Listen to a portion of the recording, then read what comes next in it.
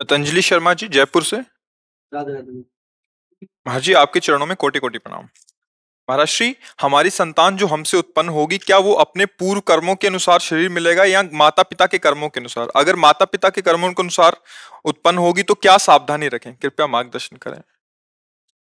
वो तो आएगा अपने ही कर्मों से, पर उसमें दुख और सुख का अनुभव तुम्हारे कर्म उसमें सम्मिलित होंगे। अगर आपने पूर्व में जो जीव पुत्र रूप में आ रहा है उसके साथ अभद्र कर्म किए हैं, तो आकर के जीवन भर आपको जलाएगा, आपको दुख देगा। और आपने भद्र माने मंगलमय कर्म किए हैं, तो जीव पुत्र बन के आएगा, तुम्हें सुख प्रदान करेगा। अब यदि इस समय भजन कर लो भगवान का, तो तुम उसके भी भाग्य को बदल सकते हो और अपने भी भाग्य को बदल सकते हो। ये भजन ही एक ऐसा कर्म है जो सब सुधार देता है। मार्कंडेय ऋषि के पिता महाराज मृकंड ने देखा, बहुत ज्योतिषाचार्य थे, कि 5 वर्ष में मेरे पुत्र की आयु खत्म है, मर जाएगा। बड़ी चिंता हुई कि जीवन भर भजन करते रहे, तपस्या की। पहले प्राय हम सब ऋषियों की ही संतान हैं, रहते गृहस्थ में थे, पर पूर्ण ऋषि तपस्वी मुनियों की तरह हम सब ऋषियों की संतान है। जब गोत्र पूछा जाए तो देखो नहीं बोलते भरद्वाज गोत्र, याज्ञवल्क, गा, हम सब ऋषियों की संतानें हैं। हाँ, तो उन्होंने को लगा कि कैसे क्या कर सकते हैं कि 5 वर्ष के बाद ये बालक जीवित बना रहे। अब पिता का कर्म शुरू हो रहा है। पूर्व संयोग इतने ही वर्ष का था, अब उनका नया कर्म काम कर रहा है। उन्होंने विचार किया, भगवान के भक्तों और संतों में विशेष सामर्थ्य है। यदि संतों को साष्टांग दंडवत करे और संतों का आशीर्वाद मिले, तो मैं इसे मृत्यु से भी बचा सकता हूं। उनको पता था, उनकी श्रद्धा थी, उनकी भावना थी। तो प्रायः पवित्र नदियों के किनारे ही ऋषियों के आश्रम होते थे, तो गंगा जी के समीप ही, हाँ, तो घाट में खड़ा कर देते। जो भी संत दिखाई देते, वैष्णव तिलक या शैव तिलक, वो सबको आदेश कर, छोटा सा बालक 2 वर्ष 3, साष्टांग प्रणाम करो, साष्टांग प्रणाम करो। उनकी सेवा यही थी, प्रसाद पाओ और जाके घाट में खड़े हो, जो भी संत दिखाई दे साष्टांग प्रणाम करो।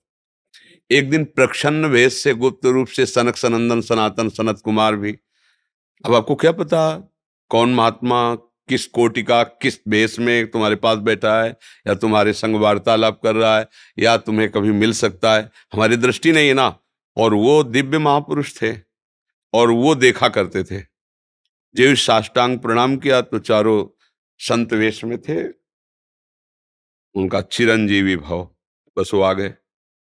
अब महाराज, मेरी दृष्टि अचूक है, आप सनक सनंदन सनातन सनत कुमार चारों ब्रह्म कुमार हैं ना, प्रच्छन्न वेश से आप घूम रहे हैं, ये तो अभागी है, 5 वर्ष में इसकी मृत्यु हो जाएगी। और आप कह रहे हैं चिरंजीवी भव, तो आपके वचन मिथ्या या इसका भाग्य मिथ्या? इसी इसी बात में बैठे थे कि कोई ना कोई महापुरुष जब फंसेगा तो ये भाग्य को मिटा सकता है, साधारण थोड़ी मिटा पाता है, महापुरुष ही मिटा पाता है, उसमें सामर्थ्य होती है। तो उनका ठीक है, चिरंजीवी तो रहेगा ही। तुम्हारी ज्योतिष से तुमको पता है किस मिनट में किस सेकंड में मृत्यु होगी। उस दिन प्रातः से लेकर के और मृत्यु समय तक भगवान शिव के मंदिर में शिव का आलिंगन करके इसे बैठाल देना, बस फिर और हम देख लेंगे। ऐसा ही किया। चारों ब्रह्म कुमार दरवाजे पे खड़े हो गए। तो ऐसे पुरुषों के पास यमदूत नहीं आते, साक्षात धर्मराज आते हैं। धर्मराज ने देखा सनक सनंदन सनातन सनत कुमार, तो उनका इस जीव का समय हो रहा है, आप आदेश करें तो मैं इसे ले जाऊं। नहीं, मैंने तो चिरंजीवी भव कहा है। बोले ब्रह्मा के आप पुत्र हैं, ब्रह्मा के द्वारा ही विधान किया जाता है। तो इतनी वार्ता हो ही रही थी कि भगवान शंकर प्रकट हो गए। उनका कि कुछ बदलना नहीं है, 5 वर्ष की आयु ना, हाँ 5 वर्ष ही रहे, मेरी आयु के 5 वर्ष रहे। भगवान ब्रह्मा जी एक सुई लेकर के ऐसे कमल में छेदे थे, आका 1 वर्ष हो जाता है। वो क्रम जब समय का लेंगे, जैसे उत्तरायण दक्षिणायन, देवताओं के दिन रात, ब्रह्मा जी का दिव्य 100 वर्ष का जो आयु का विवरण है ना, उसको जब पढ़ो तो होश खराब हो जाएगी। एक दिन में 74 मनु बदल जाते हैं, इंद्र बदल जाते हैं एक दिन में। और भगवान का समय, वो जो ब्रह्मा जी का समय, निमेष, पलक झपकना, इतना, इतने ब्रह्मा की पूरी आयु हो गई। 5 वर्ष उनके, आज तक मार्कंडेय जी जीवित है, उनको चिरंजीवी ऋषि कहा गया है मार्कंडेय जी का।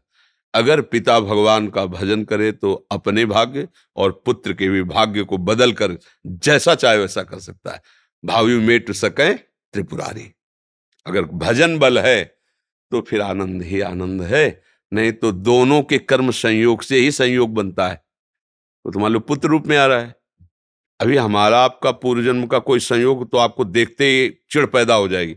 आप ऐसे वचन बोलेंगे कि मेरा हृदय जलने लगे, बोलेंगे ये आदमी क्यों आया हमारे सामने। वो हमारा कर्म है जो आपको भी जला रहा है, मेरे को भी जला रहा है, दोनों में द्वेष पैदा कर रहा है। और अगर अच्छा देखते ही ऐसा लगा कि मानो हमने बहुत समय से अपने प्रियजन को बाद में देख, ऐसा लगता है ये तो हमारे बहुत प्रिय, और देखकर आनंद है, आप जाओगे खुशी हुई, हमारा खुशी हुई, क्या हुआ। कर्म ही सबको दुख सुख देता है और कुछ नहीं। अगर कर्म को कोई मिटा सकता है तो भगवान का भजन मिटा सकता है, दूसरा नहीं। खूब प्रभु का आश्रय लेकर के उनकी लीला गायन करो, नाम जप करो, सब ठीक हो जाएगा। और गर्भस्थ शिशु को भगवत चर्चा सुनानी चाहिए, उससे प्रभाव पड़ता है। जैसे माँ गर्भवती है तो चाहिए कि स्वयं स्वाध्याय करे या फिर परिवार के जन कथा कह रहे हो, चुपचाप शांति से बैठ के सुने और नाम जप करे, तो गर्भस्थ शिशु पर उसका प्रभाव पड़ता है। जैसे प्रहलाद जी जब कयाधु जी के गर्भ में थे तो नारद जी अपने आश्रम में लेकर के उनको भी भगवत चर्चा भक्ति का उपदेश किया, तो ऐसे महान भागवत 5 वर्ष में विश्व विजेता हिरण्यकश्यप को परास्त कर दिया। 5 वर्ष की आयु प्रहलाद जी की है और विश्व शक्ति संपन्न हिरण्यकश्यप परास्त कर दिया। अभिमन्यु जी गर्भ में ही थे, चक्रव्यूह का भेदन की क्रिया बताई तो 6 द्वार भेदने की क्रिया तक वो जगती रही, 7वें वर्ष हो गई तो फिर वो, मतलब गर्भस्थ शिशु पर बाहरी चर्चा का प्रभाव पड़ता है, बाहरी आचरण का प्रभाव पड़ता है। यदि हम नाम कीर्तन, भगवत चर्चा, भगवत कथा वार्ता, तो उसमें भक्ति का अंकुरण हो जाएगा, गर्भस्थ शिशु में उसका प्रभाव पड़ जाएगा।